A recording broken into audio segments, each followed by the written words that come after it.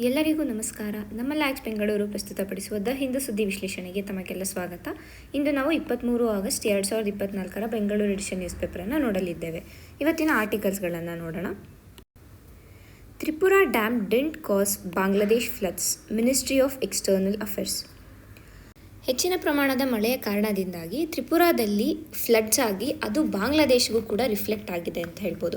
So Bangladesh ಏನು ಹೇಳಿದೆ ಅಂತಂದರೆ, ತ್ರಿಪುರಾದ ಡ್ಯಾಮಿನಿಂದ ಈ ಒಂದು ಫ್ಲಡ್ ಆಗಿದೆ, ಅಂದರೆ ಭಾರತ ಸರಿಯಾಗಿ ಡ್ಯಾಮ್ನ ಮ್ಯಾನೇಜ್ ಮಾಡಿಲ್ಲ, ಅದರಿಂದ ಫ್ಲಡ್ ಆಗಿದೆ ಅಂತ ಬಾಂಗ್ಲಾದೇಶ ಹೇಳಿದೆ. ಆದರೆ ನಮ್ಮ ವಿದೇಶಾಂಗ ಸಚಿವಾಲಯ ಏನಿದೆ, ಇದು ಅವರೇನು ಹೇಳಿದ್ದಾರೆ ಅಂತಂದರೆ, ಇದು ಡ್ಯಾಮ್ನಿಂದ ಆಗಿರುವಂತಹ ಫ್ಲಡ್ ಅಲ್ಲ, ಹೆಚ್ಚಿನ ಪ್ರಮಾಣದಲ್ಲಿ ಮಳೆ ಆಗಿರುವುದರಿಂದ ಸಂಭವಿಸಿರುವಂತಹ ಫ್ಲಡ್ ಆಗಿದೆ. ಹಾಗೆಯೇ ಇದು ಎಲ್ಲಿ ಆಗಿದೆ ಅಂತಂದರೆ, ದುಂಬೂರ್ ಡ್ಯಾಮ್ ಅಂತ ಒಂದು ಡ್ಯಾಮ್ ಇದೆ. ಇದನ್ನು ಗುಮ್ತಿ ರಿವರ್ ಏನಿದೆ, ಬಾಂಗ್ಲಾದೇಶ ಮತ್ತು ಭಾರತದಲ್ಲಿ ಹರಿಯುವಂತಹ ಗುಮ್ತಿ ರಿವರ್ ಏನಿದೆ, ಇದರ ಮೇಲೆ ಕಟ್ಟಿರುವಂತಹ ಡ್ಯಾಮ್ ಈ ಒಂದು ದುಂಬೂರ್ ಡ್ಯಾಮ್ ಆಗಿದೆ. ಸೊ ಈ ದುಂಬೂರ್ ಡ್ಯಾಮಲ್ಲಿ ಏನಿದೆ ಅಂತಂದರೆ, ಅದರ ಪ್ರಮಾಣ ಏನಾದರೂ ಏನು ಲಿಮಿಟ್ ಇರುತ್ತೆ ಅದಕ್ಕಿಂತ ಹೆಚ್ಚಾಗಿ ಅಲ್ಲಿ ನೀರೇನಾದರೂ ಬಂದರೆ ಅದು ಆಟೋಮೆಟಿಕ್ಕಾಗಿ ಆ ನೀರನ್ನು ಹೊರಗಡೆ ಬಿಡ್ತಾ ಇರುತ್ತೆ. ಸೊ ಆ ಒಂದು ಕಾರಣದಿಂದಾಗಿ ಈ ಫ್ಲಡ್ ಆಗಿದೆ ಬಾಂಗ್ಲಾದೇಶದಲ್ಲಿ. ಏಕೆಂದರೆ ಹೆಚ್ಚಿನ ಮಳೆ ಇರುವಂತಹ ಕಾರಣದಿಂದಾಗಿ ಡ್ಯಾಮ್ ತನ್ನ ಸುರಕ್ಷತೆಗಾಗಿ ಆಟೋಮ್ಯಾಟಿಕ್ ಕಂಟ್ರೋಲ್ ಇರೋದರಿಂದ ಈ ಒಂದು ಅವಘಡ ಸಂಭವಿಸಿದೆ ಅಂತ ಇಲ್ಲಿ ಹೇಳಲಾಗಿದೆ. ನಮಗೆ ಈ ಟಾಪಿಕ್ ಏನಕ್ಕೆ ಇಂಪಾರ್ಟೆಂಟ್ ಆಗುತ್ತೆ ಅಂತಂದರೆ, ನಮ್ಮ GS3 ಪೇಪರ್ 3ಯಲ್ಲಿ ಬರುವಂತಹ ಡಿಸಾಸ್ಟರ್ ಮ್ಯಾನೇಜ್ಮೆಂಟ್ ಟಾಪಿಕಲ್ಲಿ ಫ್ಲಡ್ಸ್ ಏನಿದೆ ಅದು ಒಂದು ಇಂಪಾರ್ಟೆಂಟ್ ಟಾಪಿಕ್ ಆಗಿದೆ. ಹಾಗಾಗಿ ನಾವು ಇಲ್ಲಿ ಏನು ನೋಡಬೇಕಾಗುತ್ತೆ ಅಂದರೆ, ಫ್ಲಡ್ಸ್ ಬಗ್ಗೆ ಸ್ವಲ್ಪ ಡೀಟೇಲಾಗಿ ನೋಡಬೇಕಾಗುತ್ತೆ. ಅಂದರೆ ಫ್ಲಡ್ ಏನಕ್ಕೆ ಆಗುತ್ತೆ, ಅದರ ಕಾರಣಗಳೇನು, ಹಾಗೆ ಹೇಗೆ ಅದನ್ನು ಪ್ರಿವೆಂಟ್ ಮಾಡ್ಬೋದು ಅನ್ನೋದನ್ನು ನಾವು ಸ್ವಲ್ಪ ನೋಡಬೇಕಾಗುತ್ತೆ. ಮೊದಲಿಗೆ ಭಾರತದಲ್ಲಿ ಎಲ್ಲಿ ಫ್ಲಡ್ಸ್ಗಳು ಹೆಚ್ಚಾಗುವಂತಹ ಸಾಧ್ಯತೆ ಇದೆ ಅಂತ ನೋಡೋಣ. ನಮಗೆಲ್ಲ ಗೊತ್ತೇ ಇದೆ, ಈ ಹಿಮಾಲಯನ್ ರಿವರ್ಸ್ ಏನಿದೆ, ಹಿಮಾಲಯದಲ್ಲಿ ಹುಟ್ಟುವಂತಹ ರಿವರ್ಗಳು ಏನಿದ್ದಾವೆ, ಇವುಗಳಲ್ಲಿ ಹೆಚ್ಚಿನ ಒಂದು ಸಂಭವ ಇರುತ್ತೆ ಫ್ಲಡ್ಗಳಾಗೋದಕ್ಕೆ. ಯಾಕೆ ಅಂತಂದರೆ, ಈ ಹಿಮಾಲಯನ್ ರಿವರ್ಸ್ ಏನಿದೆ ಅದರಲ್ಲಿ ವರ್ಷ ಪೂರ್ತಿ ನೀರಿರುತ್ತೆ. ಹಾಗೆಯೇ ಈ ಒಂದು ಮಾನ್ಸೂನ್ನಲ್ಲಿ ಏನು ಇಲ್ಲಿಂದ ಮಾನ್ಸೂನ್ ಹೋಗುತ್ತೆ, ಇಲ್ಲಿ ಮಳೆ ಕೂಡ ಹೆಚ್ಚಾದಾಗ ಇಲ್ಲಿ ಮೇಲೆಯಿಂದ ಐಸ್ ಮೆಲ್ಟಾಗಿ ಕೂಡ ಬರ್ತಾ ಇರುತ್ತೆ ಒಂದು, ಮತ್ತು ಈ ಮಳೆ ಎರಡೂ ಸೇರಿ ಇಲ್ಲಿ ಫ್ಲಡ್ಸ್ ಹೆಚ್ಚಾಗುವಂತಹ ಸಾಧ್ಯತೆಯನ್ನು ನಾವು ಕಾಣ್ಬೋದಾಗುತ್ತೆ. ಇಲ್ಲೂ ಕೂಡ ಅದೇ ರೀಸನ್ನೇ, ಇಲ್ಲಿ ಬ್ರಹ್ಮಪುತ್ರ ಗಂಗಾ ಬರುತ್ತೆ, ಇಲ್ಲಿ ಮಹಾನದಿ ಇದೆ, ಮತ್ತು ಇಲ್ಲಿ ಬ್ರಹ್ಮಪುತ್ರ ನದಿ ಇದೆ. ಸೊ ಹಾಗಾಗಿ ಈ ಒಂದು ರೀಜನ್ ಏನಿದೆ, ನಮ್ಮ ನದರನ್ ಪ್ಲೇನ್ಸ್ ರೀಜನ್ ಏನಿದೆ, ಇಲ್ಲಿ ಫ್ಲಡ್ಸ್ಗಳು ಹೆಚ್ಚಾಗ್ತವೆ ಅಂತ ನಾವು ಹೇಳ್ಬೋದಾಗುತ್ತೆ. ಇತ್ತೀಚೆಗೆ ಇಲ್ಲಿ ಕರ್ನಾಟಕದಲ್ಲಿ ಮತ್ತು ಇಲ್ಲಿ ಕೇರಳದಲ್ಲಿ ಕೂಡ ಈ ಫ್ಲಡ್ಸ್ಗಳನ್ನು ನಾವು ನೋಡ್ಬೋದು.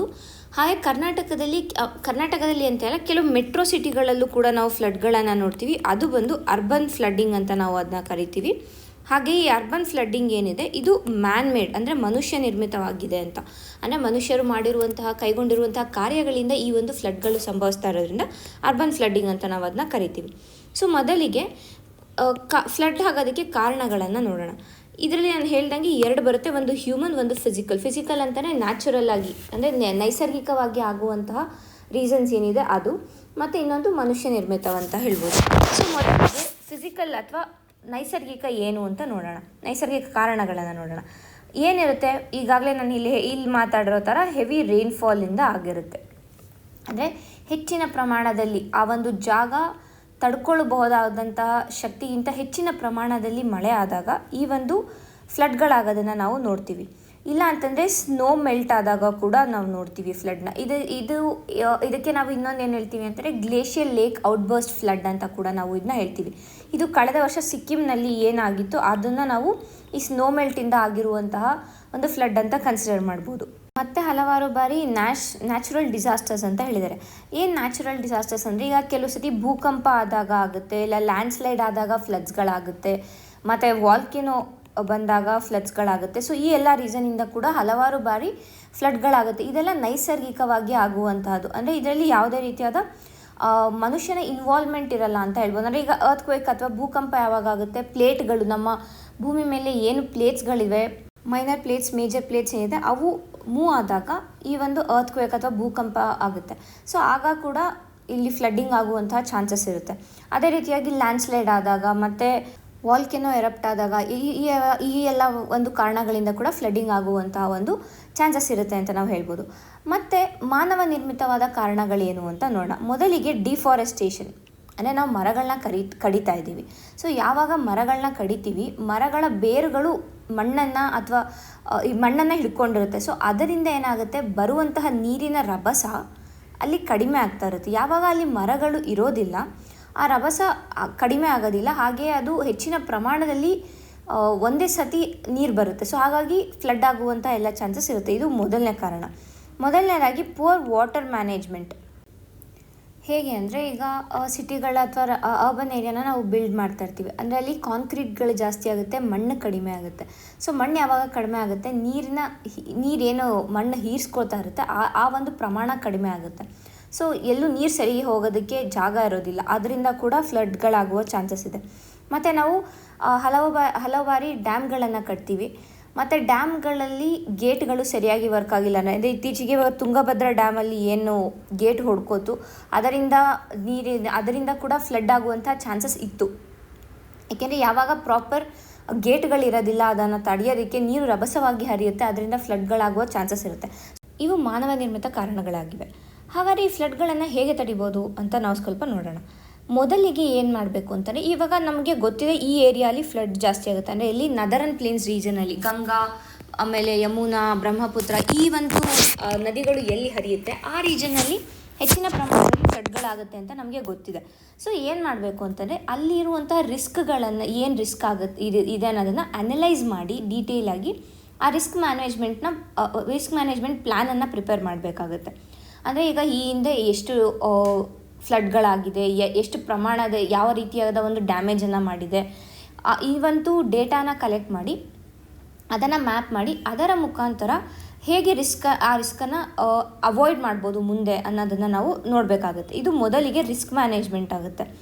ಮತ್ತು ನೆಕ್ಸ್ಟ್ ಏನು ಅಂತಂದರೆ, ಹೇಗೆ ಅದನ್ನು ಕಡಿಮೆ ಮಾಡ್ಬೋದು. ಈಗ ಫ್ಲಡ್ ಎಲ್ಲೆಲ್ಲಿ ಆಗುತ್ತೆ ಅಂತ ನಾವು ರಿಸ್ಕ್ ಅನಾಲಿಸಿಸ್ ಮಾಡ್ತೀವಿ.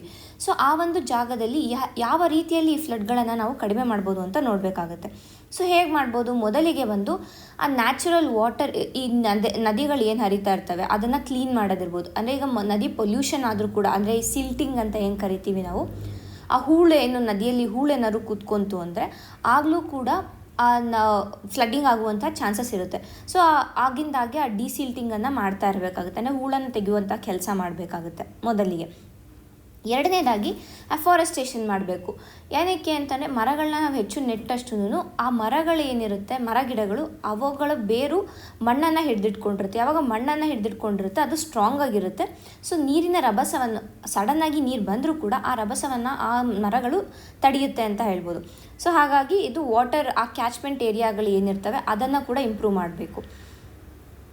ಸೊ ಇಷ್ಟೆಲ್ಲ ಮಾಡಿ ಅಕಸ್ಮಾತಾಗಿ ಏನಾದ್ರು ಮತ್ತೆ ಫ್ಲಡ್ ಜಾಸ್ತಿ ಆಯಿತು ಅಂತಂದರೆ, ಆಗ ಆ ಫ್ಲಡ್ಡನ್ನು ಮ್ಯಾನೇಜ್ ಮಾಡುವಂಥದ್ದು, ಅಂದರೆ ಸಡನ್ನಾಗಿ ಫ್ಲಡ್ ಆದಾಗ, ಇವಾಗ 2018 ಕೇರಳಲ್ಲಿ ಏನು ಫ್ಲಡ್ ಆಯಿತು, ಸೊ ಆ ಫ್ಲಡ್ಡನ್ನು ಹೇಗೆ ಮ್ಯಾನೇಜ್ ಮಾಡಿದ್ರು ಎಲ್ಲ, ಅಂದರೆ ಕಮ್ಯುನಿಟಿ ಪಾರ್ಟಿಸಿಪೇಷನ್ ಹೇಗೆ ಟ್ರೈನ್ ಮಾಡಿರಬೇಕು, ಅಲ್ಲಿನ ಜನಕ್ಕೆ ಲೋಕಲ್ ಟ್ರೈನಿಂಗ್ ಕೊಟ್ಟಿರಬೇಕು. ಅಂದರೆ ಇಮಿಡಿಯೇಟಾಗಿ ಅಲ್ಲಿ ಏನೋ ಫ್ಲಡ್ ಆಯಿತು ಅಂತಂದರೆ ಅವರವರ ಕಮ್ಯುನಿಟಿಯಲ್ಲೇನೇ ಮಾತಾಡಿಕೊಂಡು ಅವರ ಒಂದು ಸ್ವಂತ ಸೇಫ್ಟಿಯನ್ನು ಅವ್ರು ನೋಡ್ಕೊಳ್ಳುವಷ್ಟು ಮಟ್ಟಿಗೆ, ಅಂದರೆ ಗವರ್ಮೆಂಟ್ ಅಥವಾ ಸರ್ಕಾರ ಹೆಲ್ಪ್ಗೆ ಹೋಗೋವರೆಗೂ ಕಾಯ್ದಿರ, ಸೊ ಅವರ ಒಂದು ಕಮ್ಯುನಿಟಿ ಪಾರ್ಟಿಸಿಪೇಷನಿಂದ ಫ್ಲಡ್ಗಳನ್ನು ತಡೆಯೋದಕ್ಕೆ ಟ್ರೈ ಮಾಡಬೇಕು.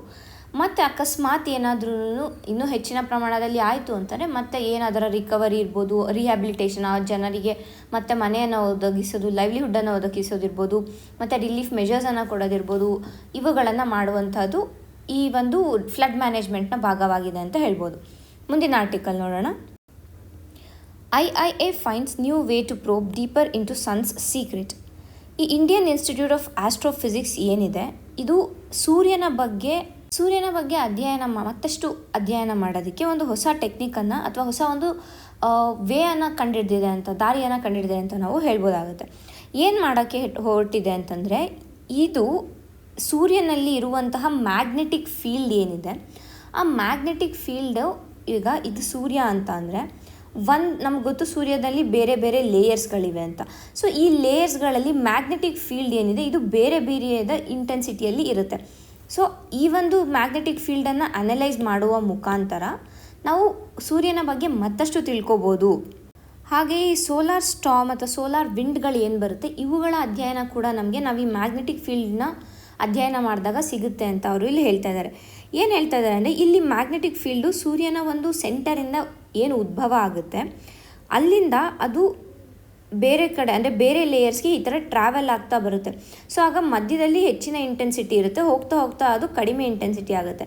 ಸೊ ಆ ಒಂದು ವೇರಿಯೇಷನ್ನಿಂದ ಅವರು ಹೇಗೆ ಸೋಲಾರ್ ವಿಂಡ್ ಜನರೇಟ್ ಆಗುತ್ತೆ, ಹೇಗೆ ಅದು ಹೊರಹೊಮ್ಮುತ್ತೆ, ಈ ಒಂದು ಅಧ್ಯಯನಗಳನ್ನು ಮಾಡೋದಕ್ಕೆ ಈಸಿ ಆಗುತ್ತೆ ಅಂತ ಅಂದ್ಬಿಟ್ಟು ಈ ಒಂದು ಹೊಸ ಒಂದು ಅವರು ಕಂಡುಹಿಡಿದಿದ್ದಾರೆ. ಮುಂದಿನ ಆರ್ಟಿಕಲ್ ನೋಡೋಣ. Intriguing silence, India should switch to inactivated polio vaccine. ನಾವು ನಿನ್ನೆ ಅಷ್ಟೇ ನೋಡಿದ್ವಿ, ಮೇಘಾಲಯ ಅಲ್ಲಿ ಮತ್ತೆ ಪೋಲಿಯೋ ಅಟ್ಯಾಕ್ ಆಗಿರೋದನ್ನು ನಾವು ನೋಡಿದ್ವಿ. ಹಾಗೆ ಅದಕ್ಕೆ ಕಾರಣ ಏನು ಅಂತಂದರೆ ವ್ಯಾಕ್ಸಿನ್ ಡಿರೈವ್ಡ್ ಇದು ಅಂತಲೂ ನಾವು ನೋಡಿದ್ವಿ. ಏನು ವ್ಯಾಕ್ಸಿನ್ ಡಿರೈವ್ಡ್ ಅಂತಂದರೆ, ಈಗ ನಾವು ಪೋಲಿಯೋಗೆ ಓರಲ್ ಪೋಲಿಯೋ ವ್ಯಾಕ್ಸಿನನ್ನು ಕೊಡ್ತೀವಿ, ಅಂದರೆ ಪೋಲಿಯೋ ಡ್ರಾಪ್ಸ್ಗಳನ್ನು ಏನು ಕೊಡ್ತೀವಿ, ಈ ಡ್ರಾಪ್ಸ್ಗಳಲ್ಲಿ ಇರುವಂತಹದ್ದು ಲೈವ್ ಅಟೆನ್ಯೂಯೇಟೆಡ್ ವೈರಸ್, ಅಂದರೆ ಆ ವೈರಸ್ಗಳು ಜೀವಂತವಾಗಿ ಇರುತ್ತೆ, ಆದರೆ ಅದರ ಒಂದು ಶಕ್ತಿ ಏನಿರುತ್ತೆ ಆ ಶಕ್ತಿಯನ್ನು ಕಡಿಮೆ ಮಾಡಿರ್ತಾರೆ ಅಷ್ಟೇನೆ. ಸೊ ಅವು ಜೀವಂತವಾಗಿ ಇರುವುದರಿಂದ ಹಲವಾರು ಬಾರಿ ನಮ್ಮ ಇಮ್ಯುನಿಟಿ ಸಿಸ್ಟಮ್ ಸರಿಗಿಲ್ಲ, ಇಮ್ಯುನಿಟಿ ಸಿಸ್ಟಮ್ ವೀಕ್ ಆಗಿದೆ ಅಂತ ಅಂದಾಗ ಈ ವ್ಯಾಕ್ಸಿನ್ ಡಿರೈವ್ಡ್ ಪೋಲಿಯೋ ಕೇಸ್ಗಳನ್ನು ನಾವು ನೋಡ್ಬೋದಾಗುತ್ತೆ. ಸೊ ಇದರ ಬಗ್ಗೆ ಮೇಘಾಲಯ ಗವರ್ಮೆಂಟ್ ಯಾವುದೇ ರೀತಿಯಾದ ಒಂದು ಅಫಿಷಿಯಲ್ ಸ್ಟೇಟ್ಮೆಂಟನ್ನು ರಿಲೀಸ್ ಮಾಡಿಲ್ಲ. ಸೊ ಇದು ಒಂದು ಕನ್ಸರ್ನ್ ಅಂತಲೇ ನಾವು ಹೇಳ್ಬೋದು. ಯಾಕೆ ಅಂದರೆ WHO ಪ್ರಕಾರ ಭಾರತ ಈಗಾಗಲೇ ವೈಲ್ಡ್ ಪೋಲಿಯೋ ವೈರಸ್ ಏನಿದೆ ಇದರಲ್ಲಿ 3 ಸ್ಟ್ರೇನ್ಗಳಿದೆ, 1, 2, 3 ಅಂತ. Wild polio virus 1, wild polio virus 2, wild polio virus 3, 3 strains ಇದೆ. ಸೊ ಈ ಮೊದಲನೇ ಸ್ಟ್ರೇನ್ ಏನಿದೆ ಇದನ್ನು 1999ರಲ್ಲೇ ಭಾರತದಿಂದ ನಾವು ಇದನ್ನು ಎರಾಡಿಕೇಟ್ ಮಾಡಿದ್ದೀವಿ ಅಂತ WHO ಹೇಳಿದೆ. ಇನ್ನು ಈ 2 ಮತ್ತು 3 ಏನಿತ್ತು ಇದು ಭಾರತದಲ್ಲಿ ಎರಡನೇದನ್ನು 2015ರಲ್ಲಿ, ಮೂರನೇದನ್ನು 2019ರಲ್ಲಿ ಎರಾಡಿಕೇಟ್ ಮಾಡಿದ್ದೀವಿ ಅಂತ ಅಂದ್ಬಿಟ್ಟು WHO ಹೇಳಿದೆ. ಸೊ ಈಗ ಮೇಘಾಲಯ ಗವರ್ನಮೆಂಟ್ ಅಫಿಷಿಯಲ್ ರಿಪೋರ್ಟ್ ಕೊಡದೇ ಇರೋದ್ರಿಂದ ಜನಕ್ಕೆ ಏನು ಕನ್ಸರ್ನ್ ಅಂತಂದರೆ, ಇಲ್ಲಿ ಬಂದಿರುವಂತಹ ಪೋಲಿಯೋ ಅಟ್ಯಾಕ್ ಏನಾಗಿದೆ ಇದು ವೈಲ್ಡ್ ಪೋಲಿಯೋ ವೈರಸ್ಸಿಂದ ಆಗಿರೋದಾ ಇಲ್ಲ ವ್ಯಾಕ್ಸಿನ್ ಡಿರೈವ್ಡಾ ಅನ್ನೋದು ಒಂದು ಕ್ವೆಶನ್ ಇದೆ. ಸೊ ಅಫಿಷಿಯಲ್ ಸ್ಟೇಟ್ ಕೊಡೋವರೆಗೂ ಕೂಡ ಈ ಒಂದು ಕನ್ಸರ್ನ್ ಇದ್ದೇ ಇರುತ್ತೆ ಅಂತಲೇ ಇಲ್ಲಿ ಹೇಳ್ತಾ ಇದ್ದಾರೆ. ಮತ್ತು ಇಲ್ಲಿ ಏನು ಹೇಳ್ತಾ ಇದ್ದಾರೆ ಅಂತಂದರೆ, ಭಾರತದಲ್ಲಿ ಈ ವೈಲ್ಡ್ ಪೋಲಿಯೋ ವೈರಸ್ ಎರಾಡಿಕೇಟ್ ಆಗಿದೆ, ಓಕೆ, ಬಟ್ ಇನ್ನೂ ಕೂಡ ಇದು ಅಫ್ಘಾನಿಸ್ತಾನದಲ್ಲಿ ಮತ್ತು ಪಾಕಿಸ್ತಾನದಲ್ಲಿ ಈ ವೈಲ್ಡ್ ಪೋಲಿಯೋ ವೈರಸ್ 1 ಏನಿದೆ ಇದನ್ನು ನಾವು ಇನ್ನೂ ನೋಡ್ತಾ ಇದ್ದೀವಿ. ಸೊ ಹಾಗಾಗಿ ಏನು ಇಲ್ಲಿ ಒಂದು ಊಹೆ ಮಾಡಲಾಗಿದೆ ಅಂತಂದರೆ, ಈ ಒಂದು ಪೋಲಿಯೋ ಅಟ್ಯಾಕ್ ಏನಿದೆ ಇದು ಇಂಪೋರ್ಟೆಡ್ ಪೋಲಿಯೋ ಅಟ್ಯಾಕ್ ಆಗಿರಬಹುದು. ಅಂದರೆ ಈಗ ಬೇರೆ, ಏಕೆಂದರೆ ಇದು ಪ್ರಪಂಚದಲ್ಲಿ ಹೋಗಿಲ್ಲ ಅಲ್ವಾ, ಕಂಪ್ಲೀಟಾಗಿ ಹೋಗಿಲ್ಲ. ಸೊ ಏನು ಹೇಳ್ತಾ ಇದ್ದಾರೆ ಅಂತಂದರೆ, ಯಾವಾಗ ಅದು ಕಂಪ್ಲೀಟಾಗಿ ಹೋಗಿಲ್ಲ ಅಂತಂದರೆ ಬೇರೆ ಕಡೆ ಇದೆ, ಹಾಗಾಗಿ ಅದು ಅಲ್ಲಿಂದ ಬೇರೆ ಜನರಿಂದ ಮೂವ್ ಹಾಕ್ಕೊಂಡು ಇಲ್ಲಿ ಬಂದಿರಬಹುದು. ಸೊ ಇಂಪೋರ್ಟೆಡ್ ಪೋಲಿಯೋ ಅಟ್ಯಾಕ್ ಆಗಿರಬಹುದು ಅದು ಅಂತ ಕೂಡ ಇಲ್ಲಿ ಒಂದು ಸಂದೇಹನ ಇಲ್ಲಿ ಪಡ್ತಾ ಇದ್ದಾರೆ ಅಂತಲೇ ಹೇಳ್ಬೋದಾಗುತ್ತೆ. ಮತ್ತು ಇಲ್ಲಿ ಒಂದು ಸಜೆಷನನ್ನು ಕೂಡ ಕೊಟ್ಟಿದ್ದಾರೆ. ಈಗ ಇವ್ರು ಹೇಳಿರೋ ಪ್ರಕಾರ ಇದು OPV ಅಂದರೆ ಓರಲ್ ಪೋಲಿಯೋ ವ್ಯಾಕ್ಸಿನಿಂದ ಬಂದಿರೋದು. ಸೊ ಯಾವಾಗ ಬಂದಿದೆ, ಅದು ಏನಕ್ಕೆ ಬಂದಿದೆ ಅಂತಂದರೆ, ಆ ಮಗುವಿನ ಇಮ್ಯುನಿಟಿ ಸಿಸ್ಟಮ್ ಏನಿದೆ, ಅಂದರೆ ಏನು ರೋಗ ನಿರೋಧಕ ಶಕ್ತಿ ಏನಿದೆ ಆ ಮಗುವಲ್ಲಿ, ಆ ಇಮ್ಯುನಿಟಿ ಸಿಸ್ಟಮ್ ಸರಿ ಇರಲಿಲ್ಲ, ಕಡಿಮೆ ಇದೆ, ಆದ್ದರಿಂದ ಅದಕ್ಕೆ ಬಂದಿದೆ. ಸೊ ಹೆಚ್ಚಿನ ಒಂದು ಡೋಸಿನ ಒಂದು ಪೋಲಿಯೋ ವ್ಯಾಕ್ಸಿನನ್ನು ಕೊಟ್ಟರೆ ಸರಿ ಹೋಗುತ್ತೆ ಅಂತ ಹೇಳಿದ್ದಾರೆ. ಆದರೆ ಇಲ್ಲಿ ಪ್ರಾಬ್ಲಮ್ ಏನು ಅಂದರೆ, ಇಲ್ಲಿ ವ್ಯಾಕ್ಸಿನ್ ಡಿರೈವ್ಡ್ ಪೋಲಿಯೋಲ್ಲೂ ಕೂಡ ಮತ್ತೆ 2 ಥರ ಬರುತ್ತೆ. ಒಂದು ಸರ್ಕ್ಯುಲೇಟಿಂಗ್ ವ್ಯಾಕ್ಸಿನ್ ಡಿರೈವ್ಡ್ ಪೋಲಿಯೋ, ಇನ್ನೊಂದು ಬಂದು immuno deficiency related vaccine derived polio ಅಂತ. ಸೊ ಇಲ್ಲಿ ಅವ್ರು ಹೇಳ್ತಾರದು ಈ ಒಂದು ಕಾರಣದಿಂದ, ಈ ಇಮ್ಯುನೋ ಡಿಫಿಷಿಯನ್ಸಿಯಿಂದ ಆಗಿದೆ ಪೋಲಿಯೋ ಅಟ್ಯಾಕ್ ಅಂತ ಹೇಳ್ತಾರೆ ಮೇಘಾಲಯಲ್ಲಿ. ಆದರೆ ಇಲ್ಲಿ ಕನ್ಸರ್ನ್ ಏನು ಅಂತಂದರೆ, ಅಕಸ್ಮಾತ್ ಈ ವ್ಯಾಕ್ಸಿನ್ ಡಿರೈವ್ಡ್ ವೈರಸ್ ಏನಿದೆ ಇದೇನಾದರೂ ಸರ್ಕ್ಯುಲೇಟಿಂಗ್ ವ್ಯಾಕ್ಸಿನ್ ಡಿರೈವ್ಡ್ ವೈರಸ್ ಆಯಿತು ಅಂತ ಅಂದರೆ, ಅಲ್ಲಿನ ಬೇರೆ ಜನರಲ್ಲೂ ಕೂಡ ಈ ಒಂದು ಪೋಲಿಯೋ ವೈರಸ್ ಇರುವಂತಹ ಎಲ್ಲ ಸಾಧ್ಯತೆಗಳು ಇದೆ. ಯಾಕೆಂದರೆ ಸರ್ಕ್ಯುಲೇಟಿಂಗ್ ವ್ಯಾಕ್ಸಿನ್ ಡಿರೈವ್ಡ್ ಅಂತಂದರೆ ಅದು ಅಲ್ಲಿನ ಒಂದು ಗುಂಪೇನಿರುತ್ತೆ ಆ ಗುಂಪಿನಲ್ಲೇ ಹರಡ್ತಾ ಇರುತ್ತೆ ಅಂತ ಹೇಳ್ಬೋದು. ಅದೇ ಇಮ್ಯುನೋ ಡಿಫಿಷಿಯನ್ಸಿ ಅಂದರೆ ಇದು ಯಾರು ಒಬ್ಬರಿಗೆ ಬಂದಿರುತ್ತೆ ಅವ್ರಿಗೆ ಮಾತ್ರ ಇರುತ್ತೆ, ಯಾಕೆಂದರೆ ಅವರ ಒಂದು ರೋಗ ನಿರೋಧಕ ಶಕ್ತಿ ಹೆಚ್ಚಿಲ್ಲದೆ ಇರೋದ್ರಿಂದ ಈ ಒಂದು ಪೋಲಿಯೋ ಅಟ್ಯಾಕ್ ಆಗಿರುತ್ತೆ. ಸೊ ಹಾಗಾಗಿ ಇಲ್ಲಿ ಏನು ಸಜೆಸ್ಟ್ ಮಾಡ್ತಾ ಇದ್ದಾರೆ ಅಂತಂದರೆ, ಭಾರತದಲ್ಲಿ ಏನು OPV ಯೂಸ್ ಮಾಡ್ತಾ ಇದ್ದಾರೆ, ಅಂದರೆ ಓರಲ್ ಪೋಲಿಯೋ ವ್ಯಾಕ್ಸಿನ್ ಏನು ಯೂಸ್ ಮಾಡ್ತಾ ಇದ್ದಾರೆ ಇದು ಲೈವ್ ಅಟೆನ್ಯೂಯೇಟೆಡ್ ಆಗಿರೋದ್ರಿಂದ ಇದರಿಂದ ನಾವು IPVಗೆ ಶಿಫ್ಟ್ ಆಗಬೇಕು ಅಂತ ಹೇಳ್ತಾ ಇದ್ದಾರೆ. ಏನು ಈ IPV ಅಂತಂದರೆ, ಇದು ಇಂಜೆಕ್ಟಬಲ್ ಪೋಲಿಯೋ ವ್ಯಾಕ್ಸಿನ್ ಅಂತ ಕರೀತಾರೆ ಇದನ್ನು ನಾವು ಡೈರೆಕ್ಟಾಗಿ ಇಂಜೆಕ್ಷನ್ ಮುಖಾಂತರ, ಅಂದರೆ ಈಗ ನಮ್ಮ ನರ್ವ್ಗಳಿಗೆ ಇರ್ಬೋದು ಇಲ್ಲ ನಮ್ಮ ಮಸಲ್ಸ್ಗೆ ಇರ್ಬೋದು ಡೈರೆಕ್ಟಾಗಿ ಕೊಡ್ತಾರೆ. ಇದರಲ್ಲಿ ಏನು ಅಡ್ವಾಂಟೇಜ್ ಅಂತಂದರೆ ಇದರಲ್ಲಿ ಇರುವಂತಹದ್ದು ಕಿಲ್ಡ್ ಪೋಲಿಯೋ ವೈರಸ್ ಅಂತ ಹೇಳ್ಬೋದು. ಅಂದರೆ ಈ ಪೋಲಿಯೋ ವೈರಸ್ ಇದರೊಳಗಡೆ ಈ ಒಂದು IPVಯನ್ನು ಪ್ರಿಪೇರ್ ಮಾಡೋದಕ್ಕೆ ಏನು ವೈರಸನ್ನು ಯೂಸ್ ಮಾಡಿದ್ದಾರೆ ಅದನ್ನು ಸಾಯಿಸಿದ ಮೇಲೆ ಅದರಿಂದ ವ್ಯಾಕ್ಸಿನನ್ನು ಪ್ರಿಪೇರ್ ಮಾಡಿರೋದು. ಸೊ ಯಾವುದೇ ರೀತಿಯಾದ ಒಂದು ಸೈಡ್ ಎಫೆಕ್ಟ್ಸ್ ಇರೋದಿಲ್ಲ. ಸೊ ಹಾಗಾಗಿ ಭಾರತ ಇದಕ್ಕೆ ಶಿಫ್ಟ್ ಆಗಬೇಕು ಅಂತ ಇಲ್ಲಿ ಒಂದು ಸಜೆಷನನ್ನು ಕೊಡ್ತಾ ಇದ್ದಾರೆ. ಮುಂದಿನ ಆರ್ಟಿಕಲ್ ನೋಡೋಣ. A look at ongoing Indian space missions. ನಮ್ಗೆ ಈಗಾಗಲೇ ಗೊತ್ತಿದೆ ಭಾರತದ ಇಸ್ರೋ ಸ್ಪೇಸ್ ಏಜೆನ್ಸಿ ಏನಿದೆ ಅದು ಇತರೆ ದೇಶಗಳಿಗೆ ಒಂದು ಕಾಂಪಿಟೇಷನನ್ನು ಕೊಟ್ಕೊಂಡು ಬಹಳ ಒಂದು ಎತ್ತರದ ಮಟ್ಟದಲ್ಲಿ ಏಳಿಗೆಯನ್ನು ಕಾಣ್ತಾ ಇದೆ ಅಂತಲೇ ನಾವು ಹೇಳ್ಬೋದಾಗುತ್ತೆ. ಸೊ ಕಳೆದ ವರ್ಷ ಕೂಡ ಚಂದ್ರಯಾನ್ 3 ಮಿಷನನ್ನು ಸಕ್ಸಸ್ಫುಲ್ಲಾಗಿ ಕಂಡಕ್ಟ್ ಮಾಡಿದ್ದಕ್ಕೆ ನಮ್ಮ ಪ್ರಧಾನಿಯವರು ಏನು ಹೇಳಿದರು ಅಂತಂದರೆ August 23 ಏನಿದೆ ಇದನ್ನು ನ್ಯಾಷನಲ್ ಸ್ಪೇಸ್ ಡೇ ಅಂತ ಸೆಲೆಬ್ರೇಟ್ ಮಾಡಬೇಕು ಇನ್ಮೇಲೆ ಅಂತ ಹೇಳಿದರು. ಸೊ ಇವತ್ತು August 23 ಆಗಿರೋದ್ರಿಂದ ಇದು ಇವತ್ತು ನ್ಯಾಷನಲ್ ಸ್ಪೇಸ್ ಡೇ ಅಂತ ನಾವು ಕರಿತೀವಿ. ಈ ಒಂದು ನಿಟ್ಟಿನಲ್ಲಿ ಈ ಆರ್ಟಿಕಲ್ನಲ್ಲಿ ಈ ಹಿಂದೆ ಕಳೆದ ವರ್ಷ ಅಂದರೆ 2023ರಲ್ಲಿ ಇಸ್ರೋ ಯಾವ ರೀತಿಯಾದ ಒಂದು ಸ್ಪೇಸ್ ಮಿಷನ್ಸನ್ನು ಕೈಗೊಂಡಿತ್ತು ಅನ್ನೋದ್ರ ಬಗ್ಗೆ ಸ್ವಲ್ಪ ಡೀಟೇಲ್ಸನ್ನು ಕೊಟ್ಟಿದ್ದಾರೆ. ನಾವು ಕೂಡ ಅದರ ಬಗ್ಗೆ ಸ್ವಲ್ಪ ನೋಡೋಣ. ಮೊದಲನೇದಾಗಿ ಇಲ್ಲಿ ಮಾತಾಡ್ತಾ ಇರೋದು ಆದಿತ್ಯ L1 ಮಿಷನ್ ಬಗ್ಗೆ ಮಾತಾಡ್ತಾ ಇದ್ದಾರೆ. ಈ ಆದಿತ್ಯ L1 ಮಿಷನ್ ಏನಕ್ಕೆ ಅಂತಂದರೆ ಸೂರ್ಯನ ಬಗ್ಗೆ ಅಧ್ಯಯನ ಮಾಡೋದಕ್ಕೆ ಈ ಒಂದು ಮಿಷನನ್ನು ಕೈಗೊಂಡಿದ್ದೀವಿ. ಸೊ ಇದು ಎಲ್ಲಿ ಇರುತ್ತೆ ಅಂತಂದರೆ ಲೆಗ್ರಾಂಜೆ 1 ಪಾಯಿಂಟ್ ಏನಿದೆ ಈ ಒಂದು ಪಾಯಿಂಟಲ್ಲಿ ಈ ಆದಿತ್ಯ L1 ಇರಿಸಿ ಅಲ್ಲಿಂದ ಸೂರ್ಯನನ್ನು ಅಬ್ಸರ್ವ್ ಮಾಡೋದಕ್ಕೆ ಈ ಒಂದು ಮಿಷನನ್ನು ಕಳಿಸಿದ್ದಾರೆ. ಹಾಗೆ ಈ ಮಿಷನನ್ನು ನಾವು ಕಳಿಸಿದ್ದು PSLV ಲಾಂಚ್ ವೆಹಿಕಲ್ ಏನಿದೆ ಅದರ ಮುಖಾಂತರ. ಸೊ ಇದು ಆದಿತ್ಯ L1 ಬಗ್ಗೆ. ಎರಡನೇದಾಗಿ ಬಂದು ಗಗನ್ಯಾನ್ ಬಗ್ಗೆ ಮಾತಾಡೋಣ. ಗಗನ್ಯಾನಲ್ಲಿ ಇದು ಇನ್ನು ಸದ್ಯಕ್ಕೆ ಕೈಗೊಂಡಿಲ್ಲ. ಲೇಟ್ 2024 ಅಂದರೆ ನವೆಂಬರ್-ಡಿಸೆಂಬರ್ ಟೈಮಲ್ಲಿ ಇದು ಲಾಂಚ್ ಆಗುತ್ತೆ ಅಂತ ಹೇಳ್ತಾ ಇದ್ದಾರೆ. ಸೊ ಈ ಗಗನ್ಯಾನ್ ಮಿಷನ್ ಏನಿದೆ ಇದು ಒಂದು ಮಾನವ ಸಹಿತ ಮಿಷನ್ ಆಗಿದೆ. ಮಾನವ ಸಹಿತ ಮಿಷನ್ ಎಲ್ಲಿಗೆ ಇಂಟರ್ನ್ಯಾಷನಲ್ ಸ್ಪೇಸ್ ಸ್ಟೇಷನ್ ಇದೆ ಅಲ್ಲಿಗೆ ಮಾನವ ಸಹಿತವಾದ ಮಿಷನ್ ಇದೆ. ಸೊ ಈ ಒಂದು ಗಗನ್ಯಾನ್ಗೆ ಹಲವಾರು ರೀತಿಯಾದ ಒಂದು ಟೆಸ್ಟ್ಗಳನ್ನು ಮಾಡಬೇಕಾಗಿತ್ತು. ಅದರಲ್ಲಿ ಮೊದಲನೇದಾಗಿ ಲಾಂಚ್ ವೆಹಿಕಲ್ ಟೆಸ್ಟ್ ಅಂತ ಏನಿದೆ ಈ ಟೆಸ್ಟನ್ನು ಕೈಗೊಂಡಿತ್ತು. ಇದು ಕೂಡ ಸಫಲವಾಗಿತ್ತು ಅಂತಲೇ ಹೇಳ್ಬೋದು. ಮತ್ತು ಇದರ ಜೊತೆಯಲ್ಲಿನೇ ಕ್ರೂ ಎಸ್ಕೇಪ್ ಮಾಡೆಲ್ ಅನ್ನೋದನ್ನು ಕೂಡ ಮಾಡಿದರು. ಅದು ಕೂಡ ಸಫಲ ಆಗಿತ್ತು. ಏನು ಈ ಕ್ರೂ ಎಸ್ಕೇಪ್ ಮಾಡೆಲ್ ಅಂತಂದರೆ ಈಗ ಭೂಮಿಗೆ ISS ಇಂಟರ್ನ್ಯಾಷನಲ್ ಸ್ಪೇಸ್ ಸ್ಟೇಷನಿಂದ ಮರಳಿ ಬರ್ತಾ ಇರುವಾಗ ಏನಾದರೂ ಅವಘಡ ಆಯಿತು ಅಂತಂದರೆ ಹೇಗೆ ಗಗನಯಾತ್ರಿಗಳು ಆ ಒಂದು ಇದರಿಂದ ಎಸ್ಕೇಪ್ ಆಗಿ ಸೇಫಾಗಿ ಲ್ಯಾಂಡ್ ಆಗ್ಬೋದು ಅನ್ನೋದನ್ನು ಟೆಸ್ಟ್ ಮಾಡೋದಕ್ಕೆ ಈ ಕ್ರೂ ಎಸ್ಕೇಪ್ ಟೆಸ್ಟ್ ಏನಿತ್ತು ಇದನ್ನು ಮಾಡಿದ್ರು. ಮತ್ತು ಮೂರನೇ ಮಿಷನ್ ಏನದ್ರ ಬಗ್ಗೆ ಅಂದರೆ ಎಕ್ಸ್ಪೋಸ್ಯಾಟ್ ಅಂತ ಒಂದು ಸ್ಯಾಟಲೈಟ್. ಈ ಒಂದು ಸ್ಯಾಟಲೈಟ್ ಏನಿದೆ ಇದು ಬೇರೆ ಇತರೆ ಸೆಲೆಸ್ಟಿಯಲ್ ಬಾಡೀಸ್ ಏನಿದೆ ಆ ಬಾಡೀಸಿಂದ ಯಾವ ರೀತಿಯಾದ ಒಂದು ರೇಡಿಯೇಷನ್ ಎಮಿಟ್ ಆಗುತ್ತೆ, ಹೇಗೆ ಅದು ಭೂಮಿಗೆ ಬರುತ್ತೆ, ಭೂಮಿಯಲ್ಲಿ ಪ್ರಸರಣ ಆಗುತ್ತೆ, ಈ ಒಂದು ಡೀಟೇಲ್ ಅನಾಲಿಸಿಸ್ ಮಾಡೋದು ಎಕ್ಸ್ಪೋಸ್ಯಾಟ್ನ ಒಂದು ಮುಖ್ಯ ಉದ್ದೇಶ ಆಗಿತ್ತೆ. ಅದಾದಮೇಲೆ ಇದು ನಾಸಾ ಒಂದು ಎಕ್ಸ್ರೇ ಪೋಲರಿಮೀಟರ್ ಎಕ್ಸ್ಪ್ಲೋರರ್ ಅನ್ನೋ ಒಂದು ಸ್ಯಾಟಲೈಟನ್ನು ಕಳಿಸಿದೆ. ಸೊ ಅದು ಬಿಟ್ಟರೆ ಇದೇ ಎರಡನೇದು. ಸೊ ಭಾರತ ಎರಡನೇ ದೇಶ ಆಗಿದೆ ಈ ಒಂದು ರೇಡಿಯೇಷನ್ಗಳನ್ನು ಮೆಜರ್ ಮಾಡೋದಕ್ಕೆ ಅಥವಾ ಸ್ಟಡಿ ಮಾಡೋದಕ್ಕೆ ಕಳಿಸಿರುವಂತಹ ಎಕ್ಸ್ಪೋಸ್ಯಾಟ್ ಮಿಷನ್. ಮತ್ತು ನಾಲ್ಕನೇದಾಗಿ ಇಲ್ಲಿ ಮಾತಾಡ್ತಾ ಇರೋದು ಇನ್ಸ್ಯಾಟ್ 3DS. ಈ ಇನ್ಸ್ಯಾಟ್ 3DS ನಾವು ಫೆಬ್ರವರಿ 17, 2024ರಲ್ಲಿ ಲಾಂಚ್ ಮಾಡಿದ್ದು ಇದನ್ನ GSLV ಮುಖಾಂತರ ಲಾಂಚ್ ಮಾಡಿ ಈ ಒಂದು ಇನ್ಸ್ಯಾಟ್ 3DS ಏನಿದೆ ಇದು ನಿಸಾರ್ ಮಿಷನ್ ಏನಿದೆ ಅಂದರೆ ಇದು ನಾಸಾ ಮತ್ತು ಇಸ್ರೋ ಎರಡೂ ಕೈಗೊಳ್ತಾ ಇರುವಂತಹ ಸಿಂಥೆಟಿಕ್ ಅಪರ್ಚರ್ ರೆಡಾರ್ ಅನ್ನೋ ಮಿಷನ್ ಏನಿದೆ ಈ ಒಂದು ಮಿಷನನ್ನು ಭಾಗವಾಗಿ ಇನ್ಸ್ಯಾಟನ್ನು ಉಡಾವಣೆ ಮಾಡಲಾಗಿತ್ತು. ಹಾಗೆ ಈ ನಿಸಾರ್ ಪ್ರಾಜೆಕ್ಟ್ ಏನಿದೆ ಇದು 2025 ಜನವರಿ-ಫೆಬ್ರವರಿಯಲ್ಲಿ ಈ ಒಂದು ಮಿಷನನ್ನು ನಾವು ಸ್ಟಾರ್ಟ್ ಮಾಡೋದಕ್ಕೆ ಕೂಡ ಡಿಸೈಡ್ ಮಾಡಿದೆ ಇಸ್ರೋ ಮತ್ತು ನಾಸಾ. ಮತ್ತು ಐದನೇದಾಗಿ ಏನು ಮಾತಾಡ್ತಾ ಇದ್ದಾರೆ ರೀಯೂಸಬಲ್ ಲಾಂಚ್ ವೆಹಿಕಲ್. ಈಗ ನಮಗೆ ಗೊತ್ತು ಇವಾಗ GSLV ಆಗಲಿ ಅಥವಾ PSLV ಆಗಲಿ ಇವು ರೀಯೂಸಬಲ್ ಲಾಂಚ್ ವೆಹಿಕಲ್ನೇ. ಸೊ ಅದಕ್ಕಾಗಿ ಭಾರತ ಈಗ ರೀಯೂಸಬಲ್ ಲಾಂಚ್ ವೆಹಿಕಲ್ ಅಂತ ಒಂದು ವೆಹಿಕಲ್ನ ಸ್ಟಾರ್ಟ್ ಮಾಡಿದೆ. ಇದರ ಹೆಸರು ಕೂಡ ಪುಷ್ಪಕ್ ಅಂತ ಸದ್ಯಕ್ಕೆ ಇಟ್ಟಿದ್ದಾರೆ. ಇಷ್ಟು ನೆಕ್ಸ್ಟು ಕಾನ್ಸಂಟ್ರೇಟ್ ಮಾಡಿ ಟಾಪಿಕ್ ಯಾವುದು ಅಂದರೆ SSLV. ಈ SSLV ಅಂದರೆ ಸ್ಮಾಲ್ ಸ್ಯಾಟಲೈಟ್ ಲಾಂಚ್ ವೆಹಿಕಲ್ ಅಂತ. ಈಗ ಈ ಒಂದು ಏನು ಲಾಂಚ್ ವೆಹಿಕಲ್ಗಳಿವೆ ಇವಾಗ GSLV ಇರ್ಬೋದು PSLV ಇರ್ಬೋದು ಇವುಗಳನ್ನು ಅಸೆಂಬಲ್ ಮಾಡೋದಕ್ಕೆ ಸುಮಾರು 72 ದಿನಗಳು ಬೇಕಾಗುತ್ತೆ.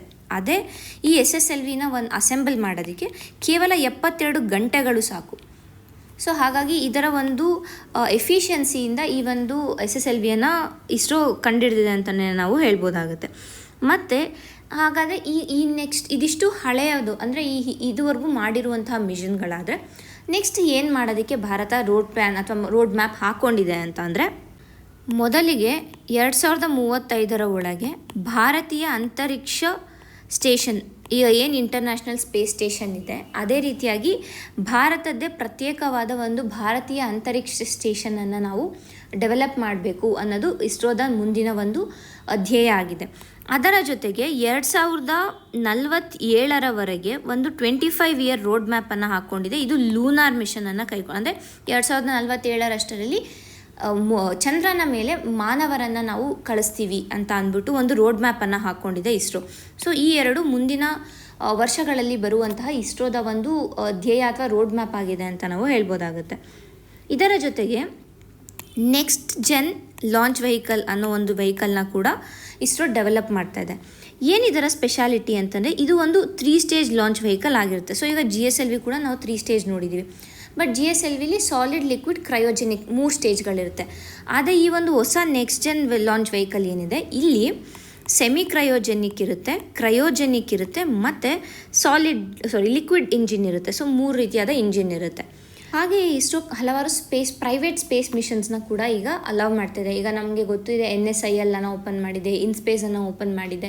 ಸೊ ಇವೆಲ್ಲ ಕಮರ್ಷಿಯಲ್ ಆರ್ಮ್ ಆಫ್ ಇಸ್ರೋ, ಅಂದರೆ ಪ್ರೈವೇಟ್ ಪ್ಲೇಯರ್ಸ್ಗೆ ಇಸ್ರೋನಲ್ಲಿರೋ ಟೆಕ್ನಾಲಜಿಯನ್ನು ಕೊಟ್ಟು ಅವರಿಂದ ಸ್ಪೇಸ್ ಮಿಷನ್ಸನ್ನು ಕೈಗೊಳ್ತಾ ಇದೆ ಇಸ್ರೋ.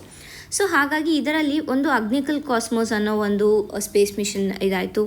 ಮತ್ತು ಸ್ಕೈರಾಟ್ ಏರೋಸ್ಪೇಸ್ ಅನ್ನೋದು ಕೂಡ ವಿಕ್ರಮ್ 1 ರಾಕೆಟನ್ನು ಪ್ರೆಷರ್ ಟೆಸ್ಟ್ ಮಾಡಿ ಮತ್ತು ಸಾಲಿಡ್ ಫ್ಯೂಯಲ್ ಇಂಜಿನ್ಸ್ ಈ ಒಂದು ಏನಿದೆ ಇವುಗಳ ಬಗ್ಗೆ ಸ್ವಲ್ಪ ಅಧ್ಯಯನ ಮಾಡಿ ವಿಕ್ರಮ್ S ಅನ್ನೋ ಒಂದು ಲಾಂಚ್ ವೆಹಿಕಲ್ನ ಕೂಡ ಇಲ್ಲಿ ಇವರು ಟೆಸ್ಟ್ ಮಾಡಿದ್ರು. ಮತ್ತು ಇನ್ನೇನು ಸರ್ಕಾರ ಯಾವ ರೀತಿಯಾಗಿ ಸಪೋರ್ಟ್ ಮಾಡ್ತಾ ಇದೆ ಅಂತಂದರೆ, ಸರ್ಕಾರ 100% FDIಯನ್ನು ಸ್ಪೇಸ್ ಸೆಕ್ಟರಲ್ಲಿ ಕೊಟ್ಟಿದೆ. ಅದೇ ರೀತಿಯಾಗಿ 74% ಇದು ಸ್ಯಾಟಲೈಟ್ ಮ್ಯಾನುಫ್ಯಾಕ್ಚರಿಂಗಲ್ಲಿ ಒಂದು ಲಿಮಿಟನ್ನು ಕೂಡ ಕೊಟ್ಟಿದೆ. ಸೊ 100% FDI ಸ್ಪೇಸ್ ಇದರಲ್ಲಿ ಕೊಟ್ಟಿರೋದ್ರಿಂದ ಅದಕ್ಕೆ ಇನ್ವೆಸ್ಟ್ಮೆಂಟ್ಸ್ ಕೂಡ, ಸ್ಪೇಸ್ ಮಿಷನ್ಸ್ಗೆ ಇನ್ವೆಸ್ಟ್ಮೆಂಟ್ಸ್ ಹೆಚ್ಚಾಗುತ್ತೆ. ಇದರಿಂದ ಮತ್ತಷ್ಟು ಪ್ರೋತ್ಸಾಹ ದೊರೆಯುತ್ತೆ ಅನ್ನೋದು ಸರ್ಕಾರದ ಒಂದು ಏಮ್ ಆಗಿದೆ ಅಂತ ನಾವು ಹೇಳ್ಬೋದು. ಇಷ್ಟು ಈ ದಿನದ ಆರ್ಟಿಕಲ್ಗಳಾಗಿವೆ. ಧನ್ಯವಾದಗಳು.